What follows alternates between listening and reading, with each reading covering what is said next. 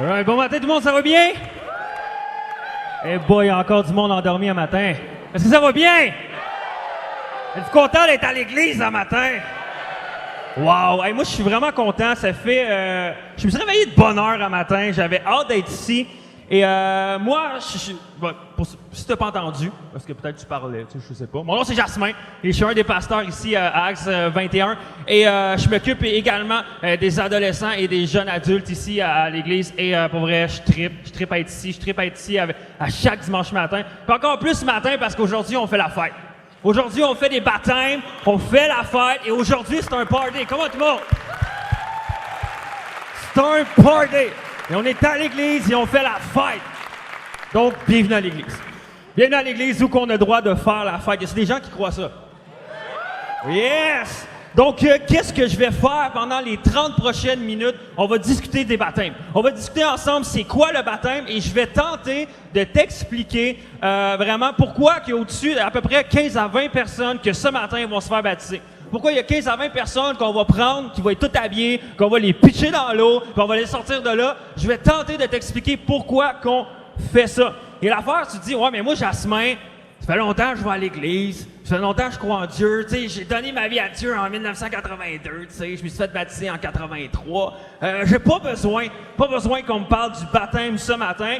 Et pour vrai, je pense que tu as besoin de entendre le message du baptême ce matin. Et je pense que si tu penses que tu n'as pas besoin de connaître c'est quoi le baptême puis d'en entendre encore parler, je pense que le message est encore plus pour toi ce matin, OK? Donc, si tu connais rien des baptêmes, je te l'explique. Et si tu connais des choses sur le baptême, je te le réexplique.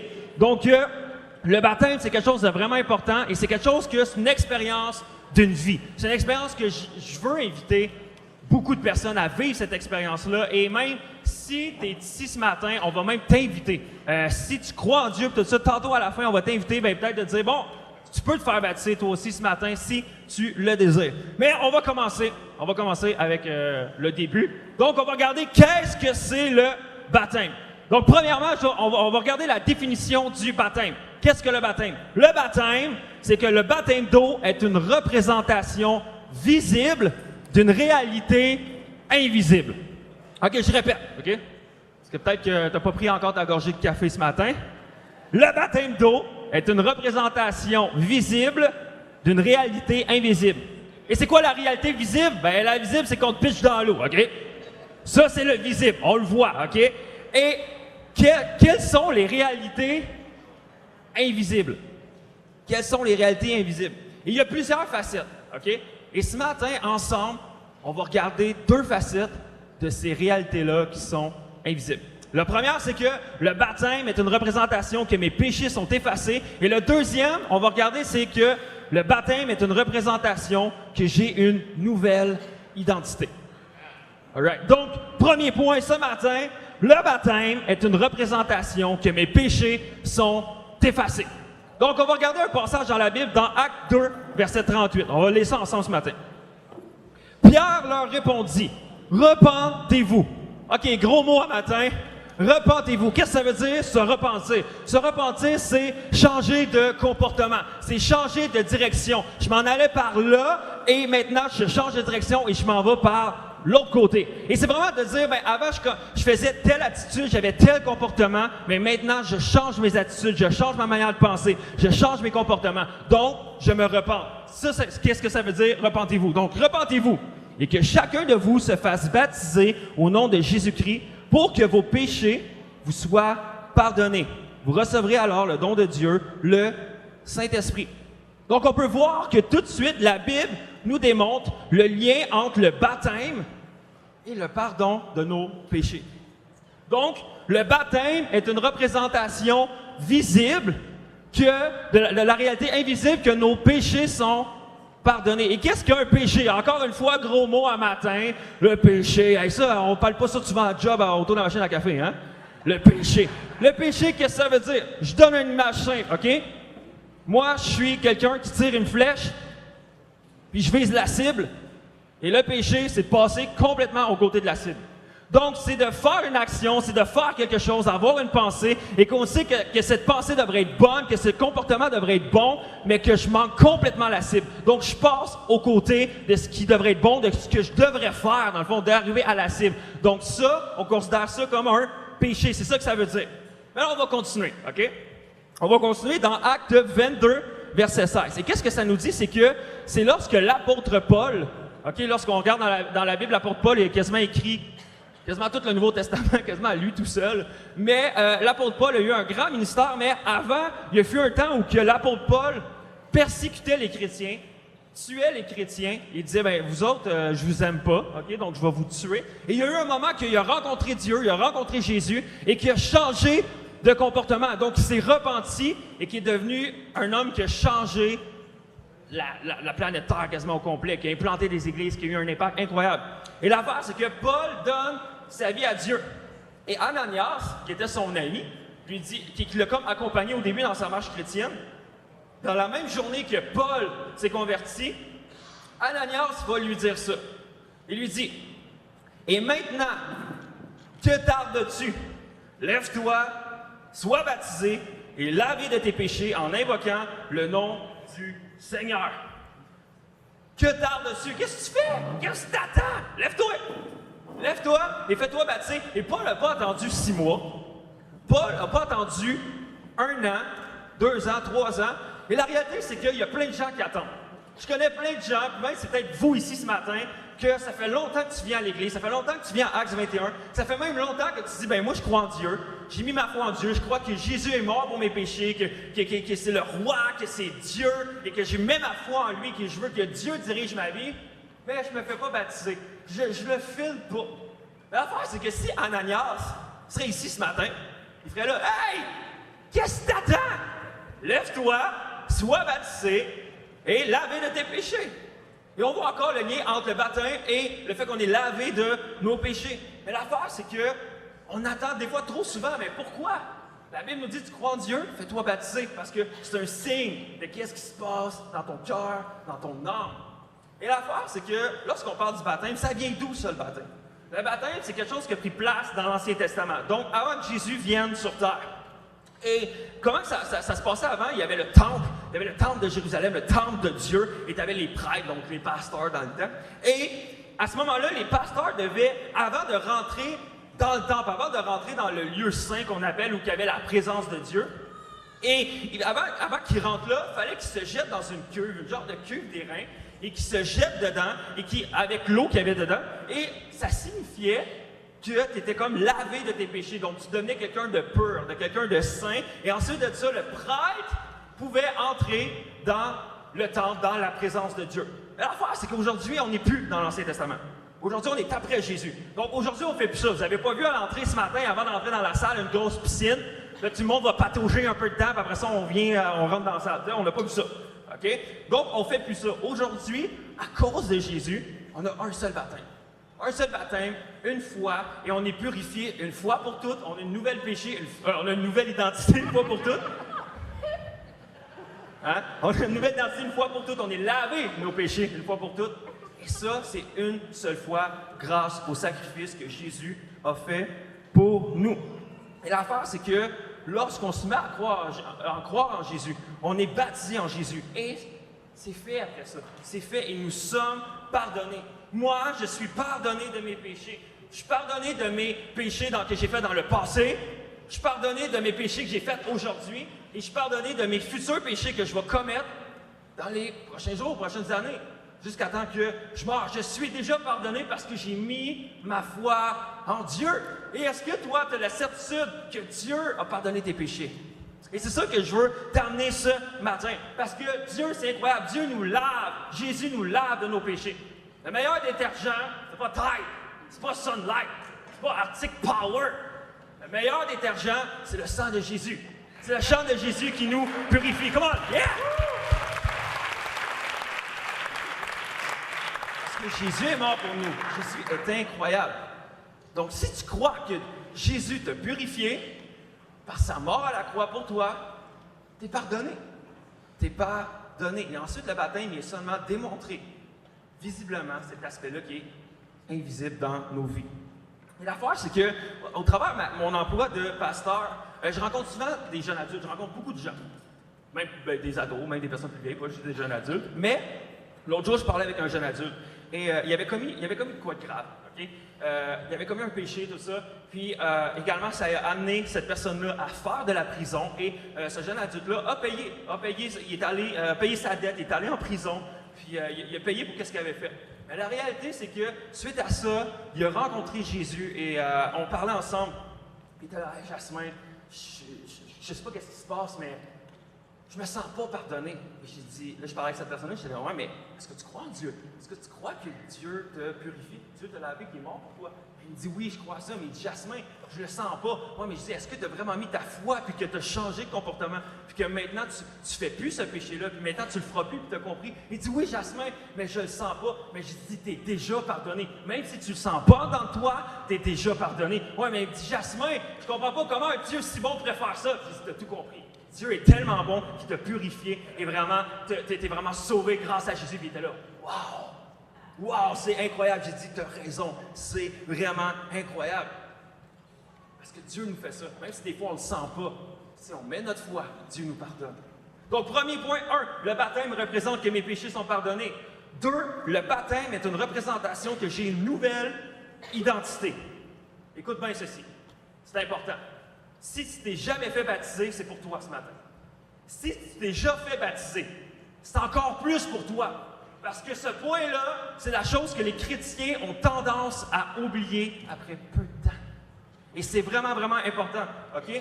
Parce que dans Romains, chapitre 6, donc Paul écrit une lettre pour les chrétiens de Rome. Et les chrétiens de Rome croyaient en Dieu. Et s'avaient fait déjà baptiser. Mais Paul vient leur rappeler la signification de leur baptême. Et voici pourquoi Paul rappelle la signification de leur baptême. On va lire ensemble. Romains, chapitre 6, versets 1 et 2. Ça dit, « Que faut-il conclure? Devons-nous continuer à vivre dans le péché pour que la grâce de Dieu soit plus abondante? Certainement pas. Nous sommes morts au péché, alors comment pourrions-nous vivre encore dans le péché? » Donc Paul veut rappeler la signification de leur baptême car qu'ils ont des problèmes avec le péché. Ils se battent avec le péché. Encore faire de quoi? Petit sondage. Y a-t-il des gens qui luttent avec le péché ici? Je pense que tout le monde devrait lever la main. Si tu ne lèves pas la main, OK, il y a un péché qui s'appelle l'orgueil. OK, ça? OK, je pense que chacun de nous, on devrait lever les deux mains. On devrait les pieds, on devrait danser. Non, c'est moi! Je lutte avec le péché! Non, chacun de nous, on lutte avec le péché. On n'est pas parfait, puis on ne le sera jamais. Donc, désolé. Si tu t'attendais à être parfait un jour, non, ça ne marchera pas.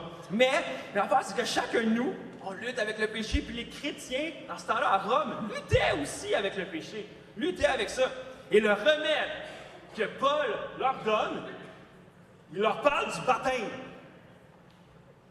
OK, là, mettons que quelqu'un vient me voir, fait comme Jasmin, je lutte avec telle chose, tel péché, j'ai la misère avec ça. C'est comme si moi je fais comme, OK, on va se parler du baptême. Ça, la personne serait là, quoi? Le baptême? Qu'est-ce que ça vient rapport? Donne-moi du jus, donne-moi quelque chose de concret, tu sais, donne-moi qu'est-ce que je préfère pour changer ça? Mais Paul, il répond avec le baptême. Et on va continuer au verset 3. Qu'est-ce que ça dit? Ne saviez-vous pas que nous tous, qui avons été baptisés pour être unis à Jésus, nous avons été baptisés en étant associés à sa mort? OK. Puis il continue, parce qu'il explique qu'est-ce qu'il vient de dire là. Par le baptême. Donc, nous avons été mis au tombeau avec lui pour être associés à sa mort, afin que tout, comme le Christ a été ramené d'entre les morts par la puissance glorieuse du Père, qui est Dieu, nous aussi nous vivons d'une vie nouvelle. Donc Paul est là. Guys, Acte 21, Jasmin, tu luttes avec le péché, et ici on va se parler du baptême. OK. Et l'affaire, c'est qu'il dit, gang, chacun de nous, on est appelé à une vie nouvelle. On est appelé à une vie nouvelle. Et la solution pour chacun de nous, pour le péché, c'est qu'on doit redécouvrir et comprendre à nouveau la signification du baptême. Et on doit apprendre ça. Et l'affaire, c'est que chacun de vous, si vous n'avez pas déjà été baptisé, vous devez vivre le baptême. Si vous mettez votre foi en Dieu, vous devez le vivre. Et si vous avez déjà été baptisé, Vous devez revivre à chaque jour votre baptême, à chaque année, à chaque jour, à chaque semaine, à chaque mois. C'est une chose qu'on vit quotidiennement. On a besoin de vivre notre baptême aujourd'hui. On continue, verset 5. Ça nous dit, en effet, si nous avons été unis à lui par une mort semblable à la sienne, nous serons également unis à lui par une résurrection semblable à la sienne. Paul est en train de dire, lorsque tu te fais baptiser, c'est une image que tu deviens un avec Jésus.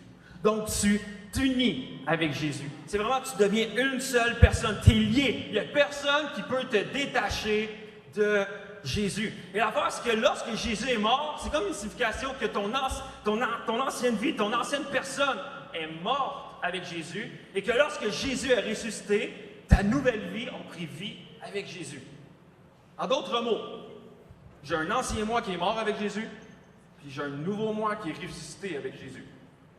Et l'affaire, c'est que Paul dit, tu as un problème avec le péché. Tu as un problème avec le péché, ta solution, c'est de comprendre ça. Ouais, tu as déjà été baptisé à la mort de Jésus, mais également tu revis avec la résurrection de Jésus. Alors, on va continuer ensemble. Okay? Ça va vite un matin, mais vous allez voir. Qu'est-ce que ça dit au verset 6? Ça nous dit, « Sachons bien ceci.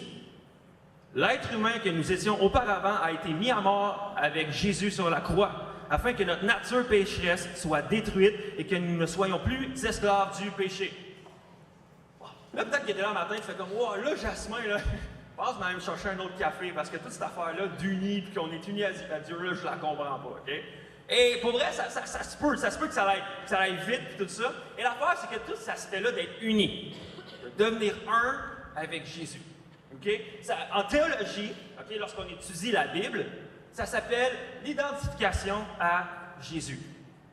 Et je vais tenter de t'expliquer ça bien normalement. Okay?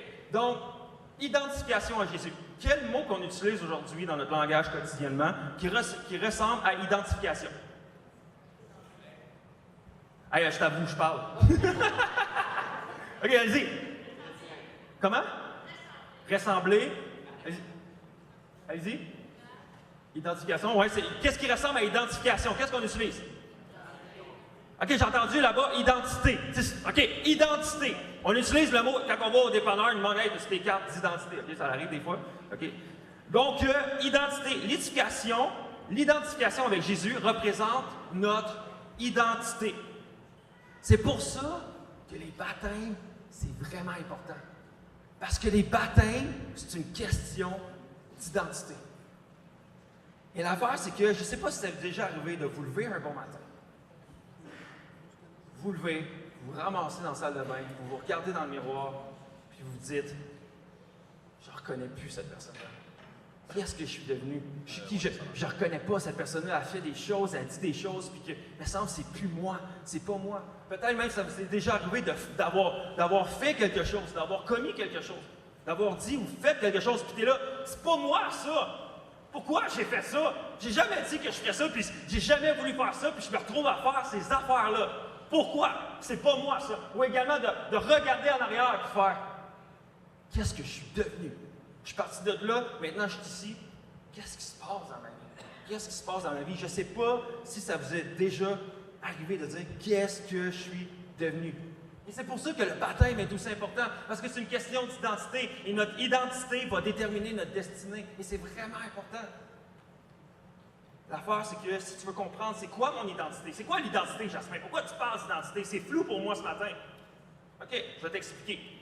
L'identité, c'est qu'est-ce qui répond à toutes ces questions-là? Est-ce que j'ai de la valeur? Je suis qui, moi? Est-ce que quelqu'un m'aime? Est-ce que ma vie, elle compte? Est-ce que j'ai un impact autour de moi? L'identité, c'est qu'est-ce qui répond à toutes ces questions-là. Et l'affaire, c'est pour ça que ces questions-là sont reliées également au baptême. Parce que voici comment que la plupart d'entre nous, on retrouve notre identité. Ou comment qu'on forge notre identité. Un, selon moi, c'est dans les étiquettes que les gens nous donnent, et deux, dans les étiquettes que chacun de nous, on se donne. C'est quoi dans les étiquettes? Ouais, ça peut être positif, comment que ça peut être négatif? Les étiquettes qu'on peut se donner négatives, bon, ben, OK, on va donner une étiquette. Moi, je suis une mauvaise personne. OK, pour vrai, je me sens pas comme étant une bonne mère. Je me sens pas comme étant un bon père. Donc, on se colle ces étiquettes-là. Pour vrai, je sens que personne m'aime. Je suis qui, moi? Personne m'aime. Donc, on se colle des étiquettes et on me dit, personne t'aime, tu mérites pas, Jasmin, personne t'aime. Là, on se colle ça, mais ça peut être bon aussi. Je veux dire, moi, je suis une bonne personne. Je regarde les autres aux côtés de moi, ils sont bien pires que moi. Fait que moi, je suis une bonne personne. OK, moi, je suis beau. Bon, celle-là, je me la colle. Et, vraiment, on a toutes ces étiquettes-là. Et des fois, c'est nous qui se les mettent, mais des fois, c'est les gens autour de nous qui nous les mettent également. Et l'affaire, c'est qu'on a tendance à forger notre identité dans chacune de ces étiquettes-là. Ça peut être positif, comment que ça peut être négatif, et ça peut être vraiment de dire, bon, mais je suis capable, je suis aimable, je suis une bonne personne, je travaille super bien à la job, je suis un bon employé, je respecte mon employeur, je suis un bon patron. Et on croit que tout ça, ça a le rapport avec nous. Et l'affaire, c'est que même, regardez au Québec, comment qu'au Québec, on forme notre identité? Regardez comment vous parlez lorsque vous rencontrez une personne pour la première fois. Comment ça arrive? Salut, c'est quoi ton nom? Ben moi, c'est Jasmin. Qu'est-ce que tu fais dans la vie? Ah oui, hein? Au Québec, on forme notre identité dans qu'est-ce qu'on fait comme emploi ou vraiment notre domaine d'études. Ah, j'étudie au bac à tel endroit. Ou je fais ma maîtrise en droit, je fais ma maîtrise en psycho. Donc, on se forge notre identité par qu'est-ce qu'on fait comme job. Et l'affaire, c'est que, remarquez ça. Et l'affaire, c'est que, bon, ben, OK, Jasmin, qu'est-ce que tu fais dans la vie? Moi, je suis pasteur. Et je vous le dis, OK? C'est weird quand je dis ça. Pourquoi? Ben, c'est pas weird, parce que je l'assume solide, OK? Mais c'est juste que les gens sont là et ils me croient jamais. Ils sont là, mais non, t'es pas pasteur, arrête de me niaiser, puis ils pensent que je fais des jokes. Là, je suis là, non, mais là, t'as pas l'air d'un pasteur. Là, je suis là, OK, mais de quoi ça a l'air, un pasteur? Ils sont là, ben là, pas de ça, là. Mais je suis comme, non, je suis un pasteur. Et chacun de vous, peut-être, vous avez d'autres identités. T'es peut-être un plombier. Là, tu dis, hey, moi, je suis un plombier. OK, tu es un plombier avec crack ou sans crack? OK? T'es-tu vraiment une infirmière, un psychologue, quelqu'un qui travaille en travail social, tu travailles dans une usine, t'es mécanicien? On se définit tout par l'emploi qu'on a. L'affaire, je veux juste te dire quelque chose ce matin. C'est vraiment important. Si tu forges et tu mets ton identité dans chacune des étiquettes qu'on te met, tu vas perdre ton identité. Ton identité n'aura aucune valeur. Peu importe si tu mets ton identité dans les étiquettes que les gens t'ont données, tu perds ton identité. Si tu mets ton identité dans les étiquettes que toi-même tu t'es donné, positive ou négative, tu perds ton identité. Et c'est vraiment important parce que chacun de nous, on ne doit pas forger notre identité dans ce que les autres pensent de nous, dans ce que nous on pense de nous. On doit mettre notre identité dans ce que le Dieu pense de nous. Qu'est-ce que le Seigneur pense de nous? Comment?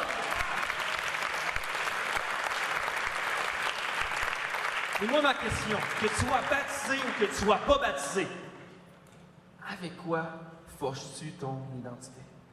Dans quoi mets-tu ton identité? C'est peut-être dans tes parents, c'est peut-être dans le regard de tes parents. Tu cherches l'approbation de ton père, de ta mère, tu es là, OK, j'ai besoin de me sentir aimé. C'est peut-être dans le regard de ton patron.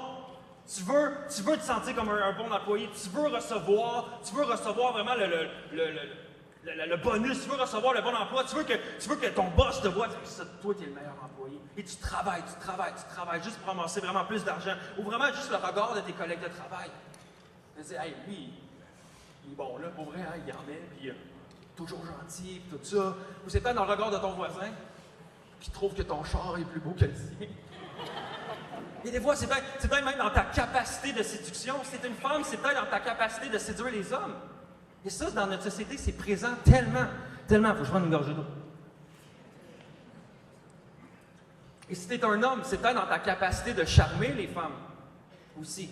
Et là, regarde, notre société, c'est fondé que sur la séduction, sur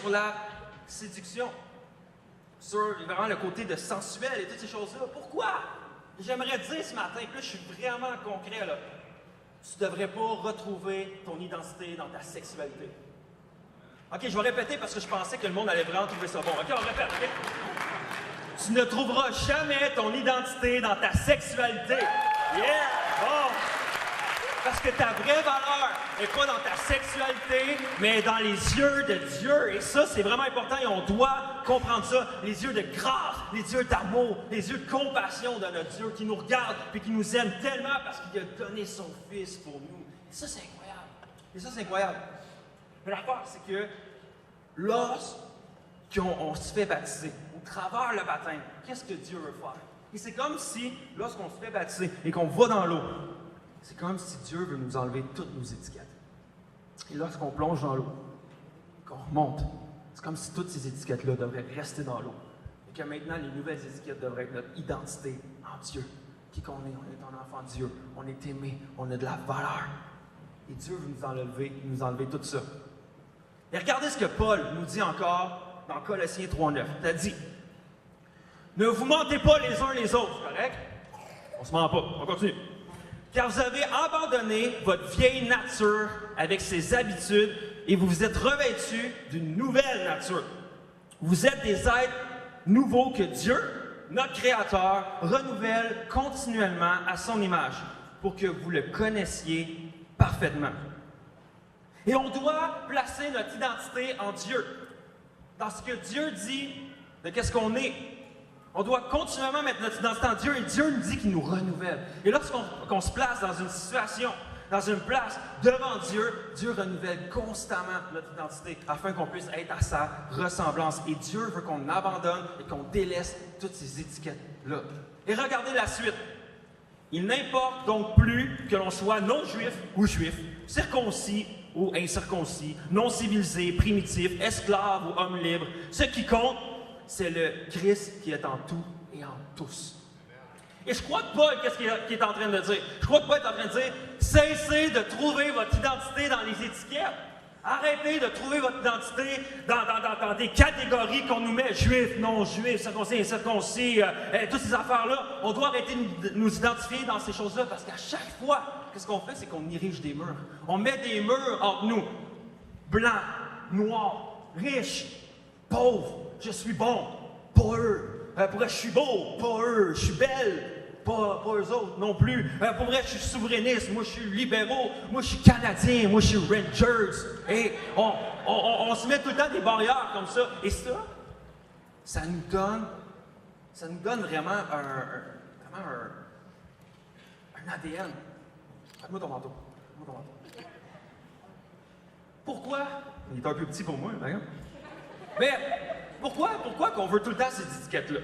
Parce que ces étiquettes-là, c'est comme un genre de manteau. Ou un genre de doudou. Correct, hein? Et l'affaire, c'est que les étiquettes qu'on se met chacun de nous, que les autres nous mettent, c'est comme une sécurité. C'est comme, on se sent confortable avec ça, puis parce qu'on a l'impression que ça nous donne de la valeur. Ça nous donne vraiment un sentiment d'appartenance. Et ça nous permet de définir qui qu'on est. Comme, mais non, mais moi, je suis une bonne mère, tu sais, puis des fois, je regarde d'autres mères, puis non, je suis comme ça, moi, tu sais, puis je me définis en étant une bonne mère. Non, moi, je m'entraîne, tu sais, je suis musclé, puis moi, je suis beau, tu sais, là, je parle pas de moi, mais tu sais, c'est pas ta musclé, là. Mais,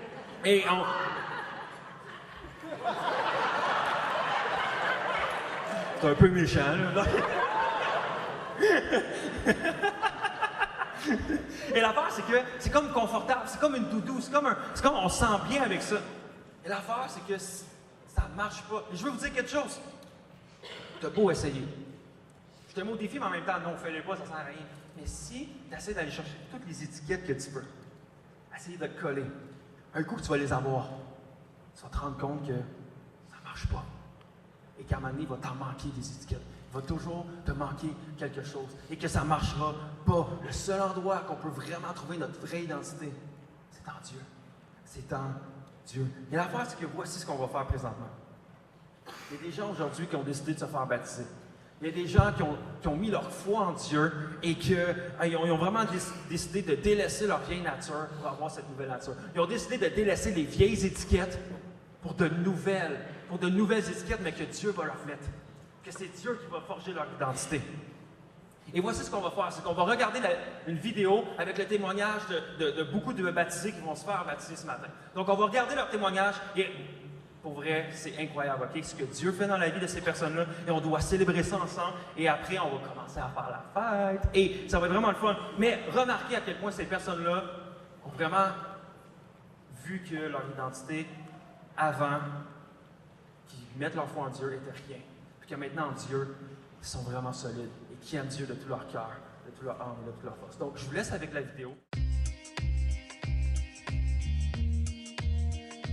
Je m'appelle Claire, j'ai 22 ans, je viens de Sherbrooke et je suis étudiante en médecine. Bonjour, je m'appelle Félix, j'ai 12 ans et j'habite à Sherbrooke. Bonjour tout le monde, je m'appelle Annick Vaillancourt, j'ai 32 ans, je viens de Sherbrooke et je travaille dans les centres de la petite enfance de l'Estrie.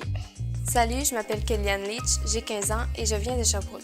Bonjour, je m'appelle Guillaume Dion-Hens, j'ai 24 ans et puis j'habite à Sherbrooke. Bonjour, mon nom est Mireille, je suis de Sherbrooke. Salut à vous tous, moi mon nom c'est Stéphane Hamel, mais tous mes proches m'appellent Steve Hamel. J'ai 47 ans, puis je demeure à Rock Forest. Donc, je dirais que j'ai toujours cru en Jésus, mais ça a vraiment été vers l'âge de 11 ans que j'ai plutôt pris conscience de mon état de pécheur et où j'ai vu que plutôt que de m'appuyer sur mes forces puis d'essayer de plaire aux humains puis de trouver ma valorisation dans ça, que je voulais vraiment mettre ma vie en Dieu puis seulement chercher à lui plaire à lui puis à vivre selon sa parole et ses commandements. Moi, avant de croire en Jésus, c'était très difficile au niveau social et dans ma vie personnelle. Avant, j'avais de la misère à refléter qui j'étais vraiment.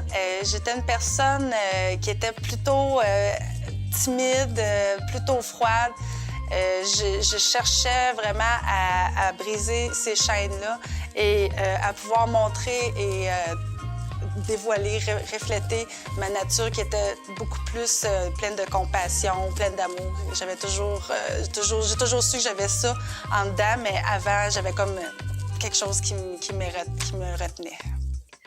Je prenais pas le temps de penser aux autres, je pensais juste à moi et depuis que je suis auprès de Dieu, ça va mieux parce que c'est lui qui dirige ma vie. Avant de croire en Jésus, moi, c'est sûr que je vivais avec des dépendances. J'étais quelqu'un d'un petit peu plus individuel. J'étais plus centré sur moi-même également. J'étais en recherche d'identité, en quête d'existence. Avant Jésus, je me suis promenée dans... J'ai fait plusieurs expériences, entre autres, je suis allée dans des ashrams. J'ai appris à méditer, à pratiquer le yoga pendant des années. Je l'ai même enseigné.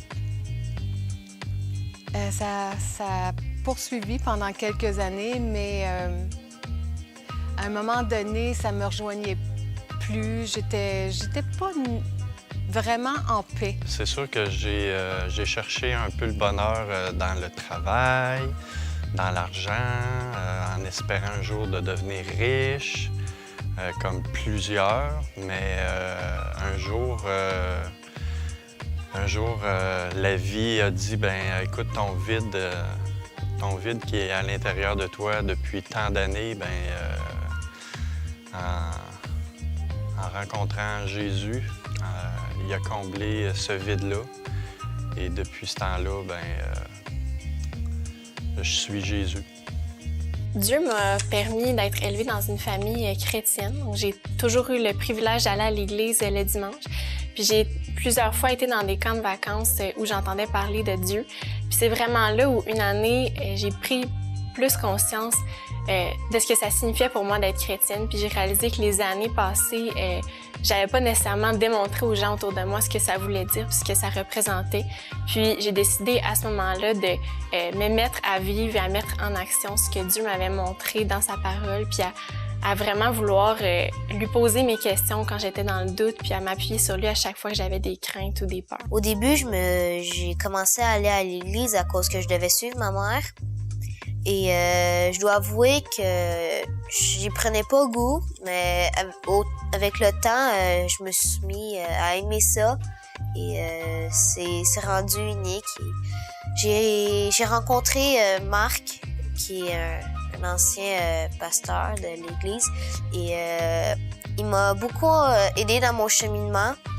Et c'est, on pourrait dire, lui et sa femme qui m'ont emmené vers Dieu. Et c'est grâce à eux que je suis rendue ici maintenant. L'intérêt a commencé, j'ai suivi des cours de spiritualité, je m'intéressais beaucoup aux anges. Et puis, peu à peu, à un moment donné, ce qui me ressemblait le plus, c'était les paroles et les valeurs de Jésus. Donc, tout bonnement, un jour dans ma chambre, j'ai eu comme une révélation, si on peut dire, comme si mon cœur avait explosé. Pour la première fois, je sentais que je brisais mes chaînes et j'avais décidé de remettre ma vie entre les mains de Dieu. J'ai réellement décidé de suivre Dieu il y a 1 an, lorsque la jeunesse est apparue dans ma vie. Et dans le fond, c'est grâce aux leaders de la jeunesse et surtout à mes parents qui m'ont guidée dans cette voie-là que j'ai décidé de réellement suivre Dieu pour le reste de ma vie. Ma foi, elle a commencé lorsque je me suis inscrit au cégep de Sherbrooke en travail social. J'ai rencontré une fille formidable qui est devenue ma fiancée. Et puis, elle m'a invité pour aller à Acts 21 parce que ça lui faisait énormément plaisir. Puis au début, c'était pour faire des points puis pour lui faire plaisir. Mais quand j'allais à Acts 21, mais ça me faisait énormément de bien. Je sortais de là beaucoup plus souriant. J'étais quelqu'un de différent. Je traînais pas un boulet. J'étais vraiment quelqu'un de plus positif dans la vie. Et puis, ça me fait énormément de bien d'aller à Acts. Puis, depuis environ 1 an, là, je suis vraiment croyant en Jésus. Il y a quelques années, dans les années 2008-2010, par Moïse Barnabou, qui était un bon ami de ma fille à l'époque, qui est devenu un ami de la famille, qui nous parlait beaucoup de Jésus et qui nous a fait connaître Acts 21. C'est beaucoup par lui que j'ai connecté avec Acts 21, puis que j'ai entendu parler de plus en plus, évidemment, de Jésus, de sa vie et de ses enseignements dans la Bible. Qu'est-ce qui m'a fait rapprocher de Jésus, du Seigneur? Pour commencer, il y a ma femme, Mireille, qui m'a fait connaître Acts au mois d'avril l'an dernier. C'est vraiment là que le Seigneur a commencé à travailler et à travailler très fort. J'ai vécu plein d'émotions, plein de choses, plein de questionnements. Il y a aussi Éric Laventure, que je veux surtout pas oublier, que lui, il a prié des années et des années pour moi. Merci, Éric.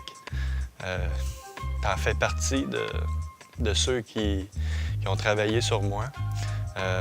Aujourd'hui, le Seigneur, il est en dedans de moi. Puis c'est grâce à des gens comme vous qui ont cru en Jésus que lui travaillerait sur moi. Puis merci. Dieu a envoyé son Fils unique pour faire vraiment le plus beau des sacrifices, puis il a donné sa vie pour me sauver.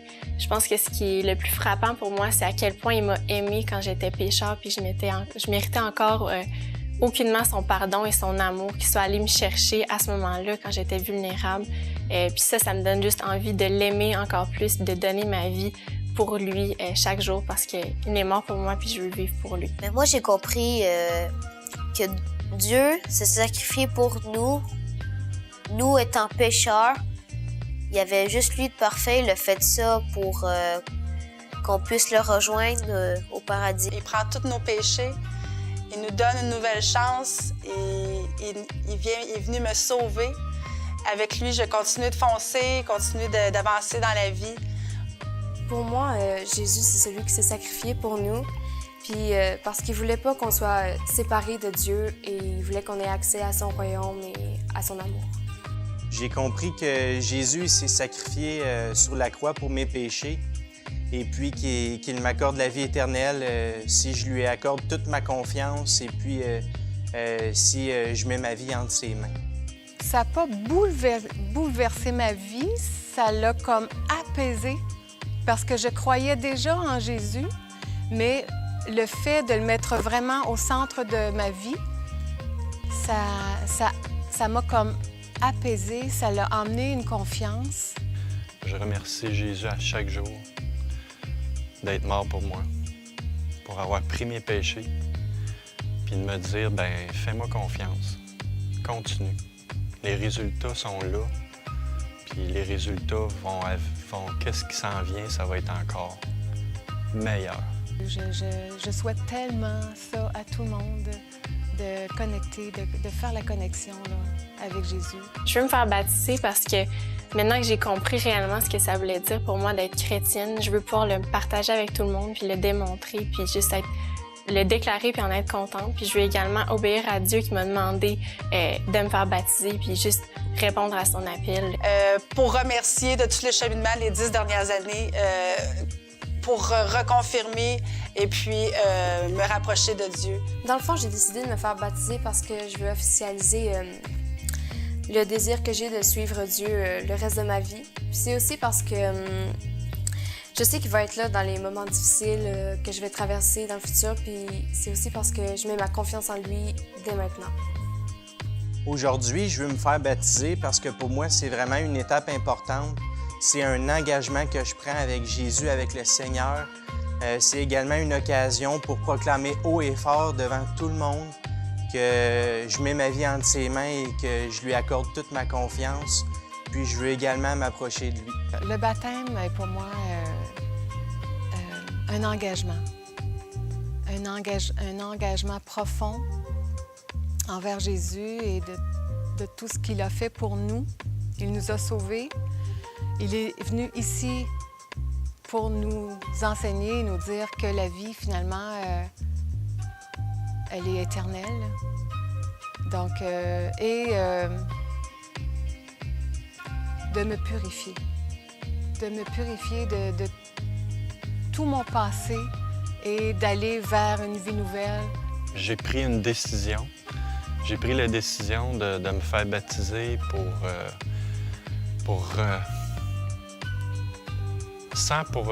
pas dire une deuxième chance, mais une nouvelle chance, un nouveau départ. En dedans de moi, là, c'est vraiment, je le sens, je le vis, j'ai le goût. Puis je le sais que c'est grâce à ce baptême-là que je vais pouvoir continuer à suivre Jésus, en croire en lui, puis qui m'enseigne à chaque jour, à chaque minute de ma vie, ce que c'est la vie éternelle, puis comment y arriver. Donc, je veux que Jésus m'enseigne ça, puis c'est à partir de là. C'est pas merveilleux? Moi, d'entendre des témoignages comme ça, je me tanne vraiment pas. Là, je passerais les dimanches matins à juste être assis et de regarder ce que Dieu fait dans la vie des gens. Et je trouve ça tellement beau. Et on a vu qu'est-ce que ça faisait, que les gens placent leur entière confiance et leur foi en Dieu et qu'à partir de ce moment-là, ils veulent recevoir cette nouvelle identité-là et de vivre cette réalité-là invisible, mais de le démontrer de façon visible par les eaux du baptême. Et je veux juste faire quelque chose avec vous. Comprenez-moi bien que je ne suis pas contre les étiquettes. Tu sais, en me l'en disant, tantôt, je parlais avec plein d'étiquettes, tout ça, puis la réalité, c'est que les étiquettes peuvent être bons pour nous savoir, tu sais, un peu nous savoir qui qu'on est, puis tu sais, de faire attention à, tu sais, de voir qu'est-ce que les gens sont autour de nous, tout ça, c'est bon d'un côté. Mais le problème, c'est quand on place notre confiance, notre foi et notre identité dans ces étiquettes-là.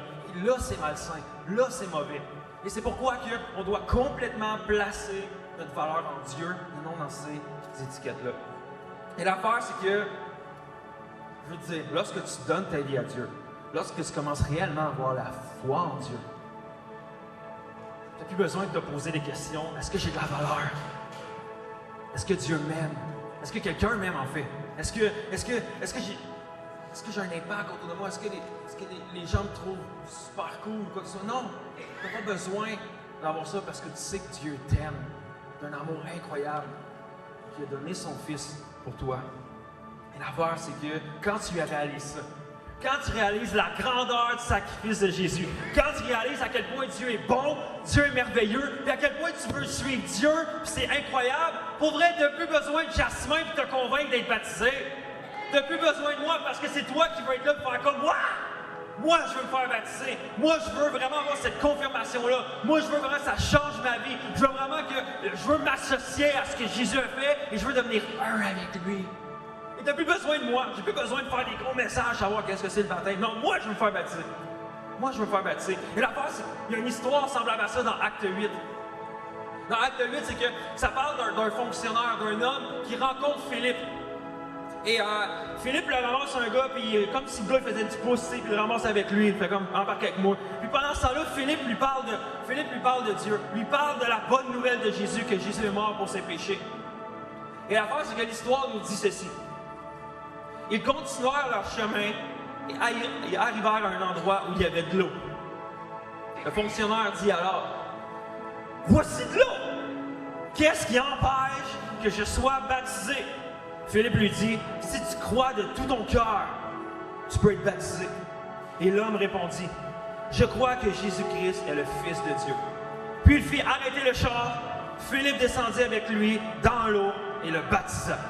Wow! Wow! Et c'est pas Philippe qui l'a poussé. C'est le gars qui était là qui a fait « Hey, je vois de l'eau, là. Il y a un ruisseau, il y a un fossé, il y a un lac, je sais pas ce qu'il y avait, là. Mais qu'est-ce qui empêche que je sois baptisé? Pourquoi qu'on le fait pas là? Il y a de l'eau, là. Let's go, je veux le faire. » J'aimerais te lancer l'invitation ce matin. Si tu crois de tout ton cœur, comme l'homme, que Jésus-Christ est le Fils de Dieu qui est mort pour tes péchés, que tu mets ta foi en lui, qu'est-ce qui empêche que tu sois baptisé? Rien. T'as pas besoin d'être parfait, t'as pas besoin de mener une vie parfaite, t'as pas besoin d'être un exemple partout dans ta communauté puis sur ta rue. La chose que tu as besoin, c'est d'avoir cette certitude-là que Dieu est mort pour tes péchés. Et à ce moment-là, tu peux te faire baptiser. Et ça peut être pour toi ce matin. Et même ce matin, peut-être que tu es arrivé ici, puis que tu te dis, « Non, mais Jasmin, je peux pas me faire baptiser, là. J'ai pas du linge pour me faire baptiser. » Non, on a tout prévu. Peut-être des gens ici dans la salle, que ça fait quelques semaines, quelques mois, quelques années que tu dis que tu es chrétien ou chrétienne, que tu t'es jamais fait baptiser. Qu'est-ce qui empêche que tu te fasses baptiser? Tu crois en Dieu? Ouais, go. Et en arrière, à l'entrée, on a tout le stock nécessaire à ce que tu te fasses baptiser toi aussi ce matin. On a des gilets, on a des shorts, on a des maillots de bain, on a même des brassières sportives pour les filles, on a des séchoirs, on a même du maquillage s'il faut, OK, on a tout. On a tout. Et même à ça, c'est du flafla. Comparé au signe qu'on va faire ensemble. Et si c'est toi ce matin, résiste pas. Résiste pas, dis go, je veux me faire baptiser moi aussi. Je veux me faire baptiser moi aussi. Mais la réalité, c'est que je veux juste prier, premièrement, juste prier pour vous. Ceux que ça fait longtemps qu'ils sont baptisés. Peut-être que ça fait quelques mois, quelques années. Je veux prier pour vous. Parce qu'on a tout ce défi-là de maintenir notre identité en Jésus. Et de pas mettre notre identité ailleurs, dans des étiquettes ou quoi que ce soit. On a tous ce même défi-là. Je veux prier pour vous, premièrement. Est-ce qu'on peut juste courber nos têtes, fermer nos yeux ensemble? Père éternel, t'es tellement bon, t'es tellement un Dieu grand, un Dieu vrai, un Dieu incroyable.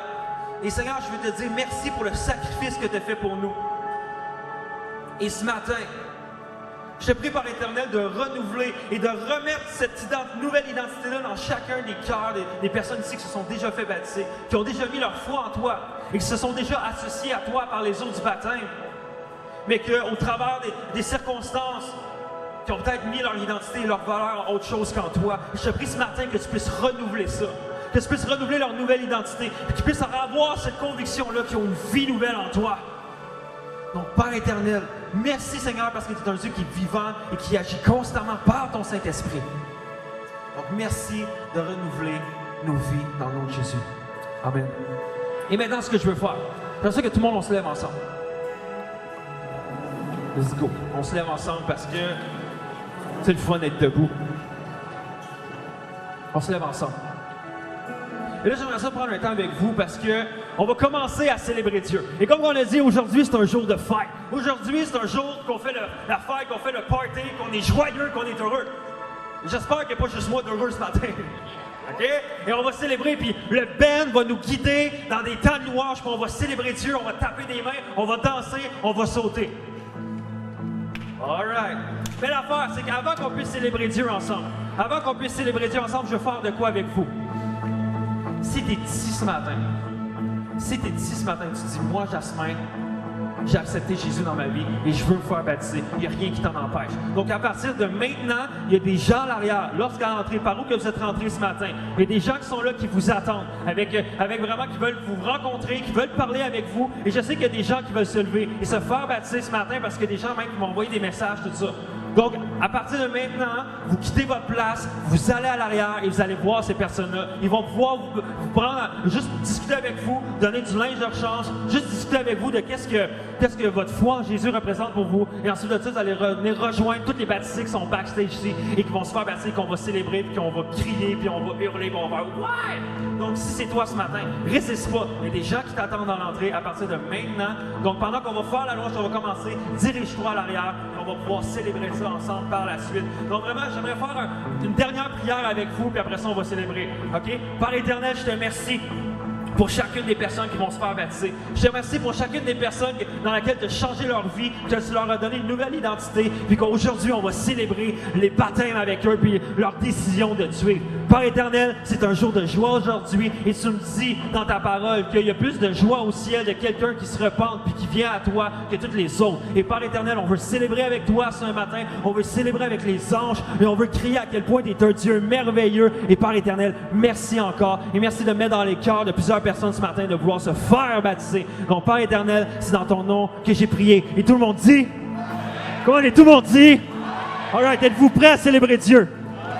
Et là, on célèbre Dieu, mais en même temps, on célèbre tous ceux qui vont se faire baptiser. Et je veux qu'à chaque fois que quelqu'un rentre dans l'eau, puis qu'il ressorte, je veux qu'on donne une acclamation incroyable à Dieu, mais également à ces personnes-là qui ont pris cette décision-là. Et on va célébrer. Donc, je veux qu'on reste debout, qu'on danse, qu'on chante. Et ce matin, il y a même des enfants qui sont avec nous. Donc, les parents, je vous invite à prendre vos enfants, à venir en avant juste ici, à les amener célébrer Dieu, à danser avec nous. Et vraiment, à partir de maintenant, la fête commence. À partir de maintenant, on se réjouit. Et tu as le droit de taper des mains, tu as le droit de lever les mains, tu as le droit de crier, tu as le droit de faire ce que tu veux. Parce que dans la maison de Dieu, il y a la fête et la joie. Donc ce matin, on commence ensemble et on commence à célébrer les nouveaux baptisés à partir de maintenant.